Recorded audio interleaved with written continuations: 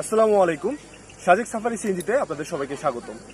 আপনারা যারা এখনো জিজ্ঞেস করছেন যে বন্যাজনিত কারণে সাজেকে আসা যাচ্ছে কিনা বা রাস্তাঘাটের কি অবস্থা, কি কোনো সমস্যা আছে কিনা বা রাস্তা ভেঙেছে কিনা, আপনাদের উদ্দেশ্যে এই ভিডিওটা করা।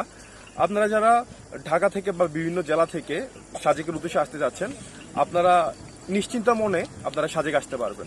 কারণ হচ্ছে সাজেকে যখন বন্যা হয়, সাজেকে তো অন্তত বন্যা হয় না, বন্যা হয় হচ্ছে আপনার খাগড়াছড়ি, দিঘিনালা, বাগাইহাট এবং মাচালং। এই বন্যার পানি সর্বোচ্চ স্থায়ী হয় 2 দিন। হ্যাঁ, তাও খুব বেশি বৃষ্টি হলে, টানা যদি 3 দিন 4 দিন 5 দিন বৃষ্টি হয়, তারপরে এই বন্যার সৃষ্টিটা হয়।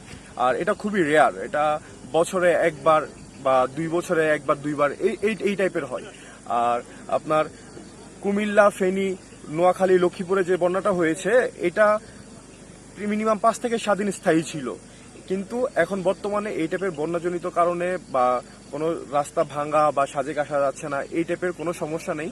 আপনারা যে কোনো সময় আপনারা সাজেকে আসতে পারবেন। আর সাজেক আসতে যদি আপনাদের কোনো ইনফরমেশন লাগে বা কোনো কোনো ধরনের কিছু জানার থাকে, আপনারা আমাকে কল করতে পারেন। আমার ভিডিওতে আমার নাম্বার দিয়ে দেওয়া আছে। আপনারা আমাকে কল দিলে আপনার বর্তমান পরিস্থিতি, কোথায় কি সমস্যা বা কি সুযোগ সুবিধা, আপনারা সবকিছু জানতে পারবেন। ধন্যবাদ।